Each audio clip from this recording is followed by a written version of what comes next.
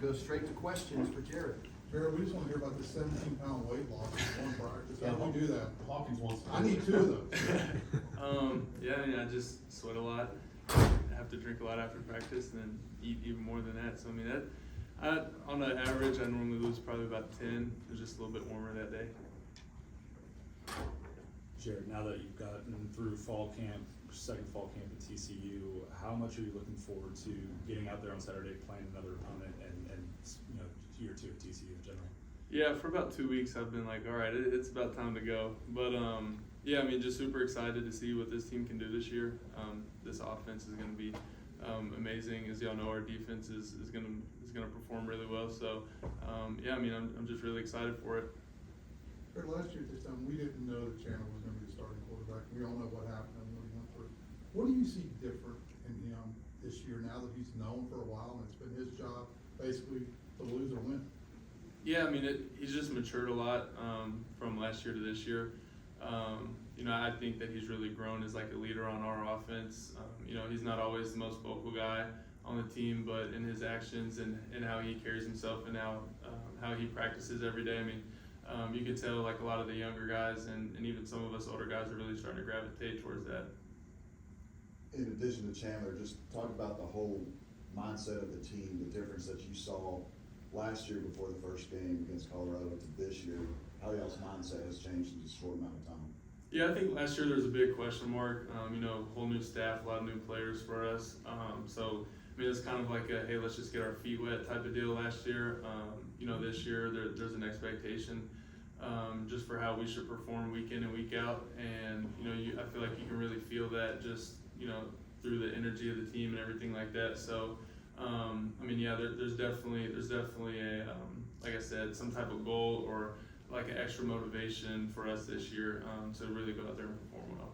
13 wins in a bad way to get your feet wet, but I know there's 2 losses at the end. How much did the Big 12 championship game in overtime and then obviously the championship game before, how much did that kind of bite at y'all all year? And how long did it take to kind of get past that and say, let's move forward? Yeah, you know, you're going to feel some type of way about that. You obviously want to get those 2 games back, but I think, you know, just for a lot of us older guys, we just kind of had to, you know, deal with the consequences of not playing your best in those 2 games and, you know, just move on from it. Learn from it as much as possible, but, you know, you can't let that hang over your head or you can't dwell on it too long and then, because, you know, if you do that, you're not worried about this upcoming season. Sonny said you guys have a bigger chip on your shoulder than maybe you did last year. Oh yeah, for sure. Definitely. I feel like we've gotten a lot of disrespect this, you know, going into this season and stuff. Which, you know, that's fine. It's just, you know, media talking, whatever. So, you know, you kind of take that with a grain of salt. But yeah, we definitely feel that. How do you feel like you guys are gelling on offense? I feel like it's been very well the past couple of days. You know, it was a little shaky at the start of camp, but you know that happens. You got a whole bunch of new faces, new coordinator, everything like that. So, yeah, I mean today was probably our best practice as an offense, which feels really good going into game 1. When you take a look at this offense overall, the new scheme under Kendall Briles, what are the strengths of this offense? I mean, I don't really see a weakness. If I'm being honest with you. You know, we got guys on the outsides that can roll. We have a lot of depth right there. I mean, our inside receiver room is, I mean, insane. Our running backs are going to be just as good as they were last year. You know, we got a great quarterback. We have a really good tight end room. So, I mean, you know, it's really just on us to execute, you know, whatever Coach Bros wants us to do, and that's really it.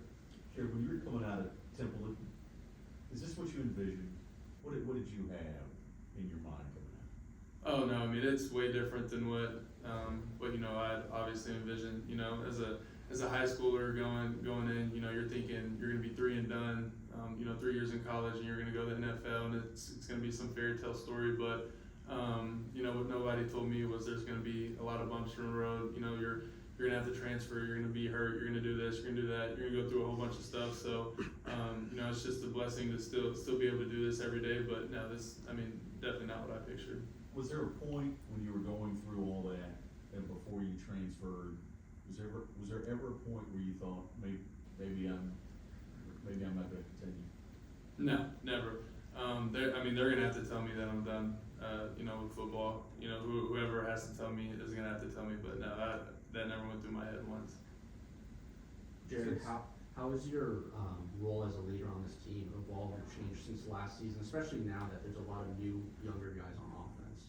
I think for me personally, last year I didn't have a great camp. We were kind of still trying to see kind of what my role was on this offense last year. But this year it's known, and I'm a known leader. So that's just me, practicing harder than what I did last year, doing more, in the film room or whatever it takes to get those younger guys kind of up to the standard that everybody else holds themselves to. I think that's been the biggest difference for me. When we Since talk you to did you- lose so much weight in the one practice, how do you combat that on Saturday when we know what's gonna be, what it's gonna be? I mean, what are you doing during the course of the game to stay where you're at full speed? Yeah, I get an IV before games. We eat a lot on the sidelines. We have great nutrition staff that kind of stays in our hip pocket anytime our offense isn't on the field. So that I have like salty Gatorades that I can drink. There's a big number of different options that I'll have for game day, but they normally do a pretty good job of just making sure that I stay on top of that. Jared, when we talked to you in the spring, it was tough for you to hide your excitement for Coach Browse being here and how he utilizes the tight ends. What has he kind of told you, what he expects you to how you should be involved in the offense this year for them, and how excited are you still? Yeah, I'm still super excited about it, but he's from what I've learned from him and heard from him is just he just needs me to be a leader, and everything else will come like it needs to, and it'll come around to get me paid in the back end. So I'm excited for, like I said, what this offense can do, and I think the possibilities for us this year are endless. Jared, I'm gonna go back to that journey we were talking about.